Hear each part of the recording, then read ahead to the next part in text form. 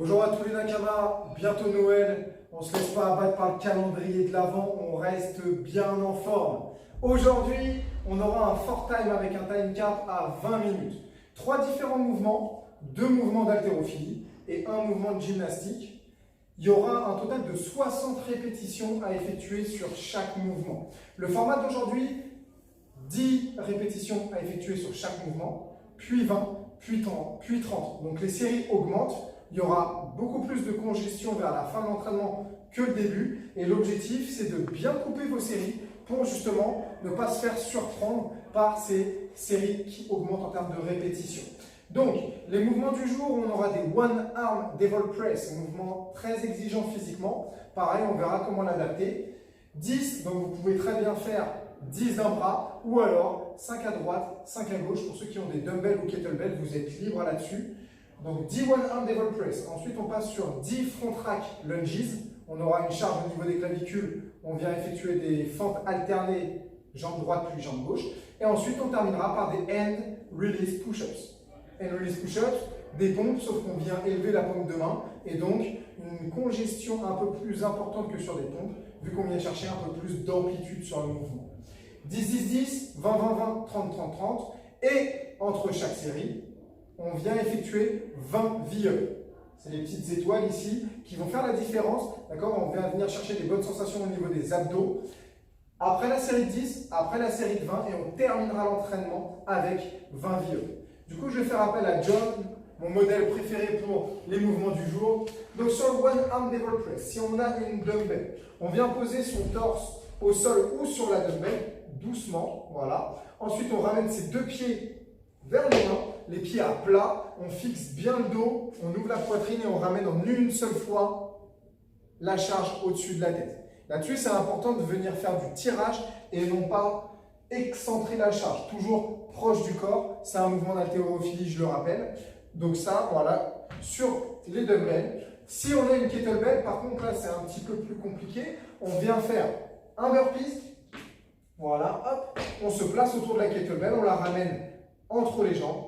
Et là, si on est capable, on vient faire un KB snatch. Si c'est trop difficile, on fait un burpee et on part sur un American swing à deux mains. Voilà, super. American au-dessus de la tête. Pardon. Voilà, super, nickel. Là-dessus, veillez bien à finir le mouvement, à avancer la tête pour activer le haut du corps. Ça, c'est pour le One Arm Devil Press. Si pareil, la charge est trop lourde, le mouvement qu'il a fait en une fois, n'hésitez pas à le couper en deux. Un clean au niveau des épaules et un jerk. Sur le deuxième mouvement, des front rack lunges. Donc là, on viendra prendre la charge qu'on placera au niveau des clavicules. Voilà. On ouvre bien la poitrine, pointe de pied vers l'extérieur. Il va faire une fente, j'allais dire un squat. Voilà. Et ensuite, on alterne. Là-dessus, très important, vas-y, ramène ton pied, super. Très important. La cheville, le genou, c'était pour voir si vous suivez. Le genou doit être placé au-dessus de la cheville. On ne veut pas un genou qui part vers l'avant. Surtout que là, il y a une charge externe. Le buste est bien droit. Donc là, on ramène voilà, le genou toujours au-dessus de la cheville. Et avec la jambe d'appui, on pousse vers l'arrière pour finir l'extension. Tu peux en refaire une ou deux jogs. Hop, voilà, super.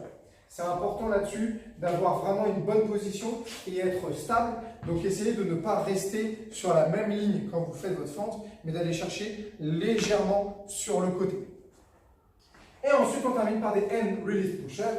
On se met en position de planche, alignement épaules, hanches, genoux. Ensuite, on vient toucher le torse au sol, on lève la paume de main et ensuite on repart. Ce qui permet de contrôler la descente, repartir sans vitesse sur la montée. Et donc, c'est là la difficulté du mouvement. Il y a un travail supplémentaire à effectuer également au niveau du gainage. Si on défixe un petit peu le dos, on passera sur les genoux. Et on fera pareil des Hand Release Push-Up. Si c'est trop dur, on passe sur des pompes ou on limite l'amplitude sur les genoux. Voilà, nickel. Super. L'objectif étant quand même de mettre de l'intensité, d'accord? Si on voit qu'on prend trop de temps de récupération, n'hésitez pas à adapter le mouvement. Une fois qu'on a fait ça, 10-10-10, on partira sur 20 V-up. Donc là, on vient se placer au sol, on décolle les talons et les épaules, on forme une banane ici pour bien activer la sangle abdominale. Et ensuite, on vient ramener Voilà, les mains au niveau des pieds, ça nécessite une synchronisation entre le bas et le haut du corps. Si on a un petit peu de mal, on partira sur des tuck-up. Voilà, super. Et si on a encore du mal sur des crunchs classiques, on pose les talons au sol. Voilà, on place ses mains le long de ses quadriceps, ici.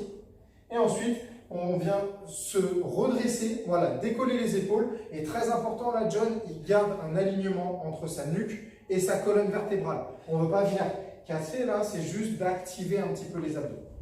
Voilà pour le haut de Nakama. 10-10-10, 20 V-up, 20-20-20, 20 V-up et 30-30-30. Et on termine par 20 V-up, ou tuck-up, ou des crunchs classiques. Time cap, 20 minutes. Et pour bien préparer cet entraînement, petit warm-up, on sera sur 3 tours de 10 shoulder press. On prend sa charge qu'on place au niveau des clavicules à deux mains. On vient presser au-dessus de la tête. Ça, c'est si la charge est assez lourde.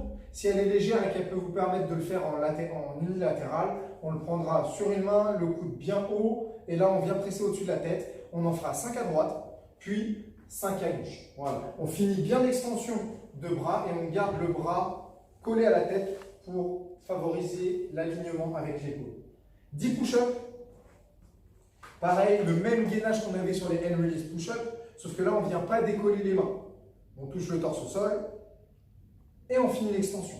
Ce mouvement-là, pendant l'échauffement, vous permettra de savoir s'il y aura besoin d'aller chercher, justement, et de se challenger, d'aller chercher les hand release push-ups. Si on a déjà du mal là-dessus, pas de souci, on reste sur les push-ups où on limite l'amplitude. D'accord? C'est pour prendre un petit peu la température de ce qui va se passer par la suite. On terminera par 20 jumping lunges, donc là, un mouvement assez dynamique.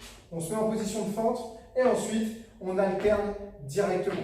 Là-dessus, restez bien gainé. Si c'est trop dur physiquement, n'hésitez pas. On part sur des des lunges classiques. Voilà, super. On n'effectue pas de saut, un peu moins dynamique, mais ça permettra de bien chauffer les jambes pour les front track lunges. Voilà, team, pour le WOD. N'hésitez pas si vous avez des questions ou si vous devez adapter certains mouvements avec votre charge. Toujours moyen d'adapter tous les mouvements, même si on a une petite blessure au niveau des épaules, des jambes. Toujours moyen d'adapter et n'hésitez pas vraiment à nous contacter ou directement à commenter sur la vidéo. Voilà, bon courage à tous pour le WOD. 20 minutes, normalement, allez, 16-17 minutes. Si on est bon, ça passe. Prenez du plaisir et à bientôt les Nakama. Ciao.